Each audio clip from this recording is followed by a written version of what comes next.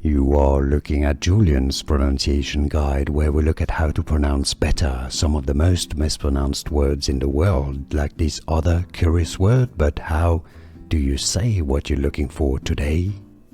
Let's learn how to pronounce this word once and for all correctly. If you want to learn more confusing French vocabulary, make sure to stay tuned. I've got many more videos for you. This means master in French. The French pronunciation, maître. This is used quite famous in English for maître d', alright? So in English, maître. Maître from French, maître. Maître. It's easy once you know maître or maître, and now you know. Here are more videos on how to pronounce more confusing words and names too many mispronounced. Like this video if you found it useful. I appreciate your support. I'll see you soon and thanks for watching.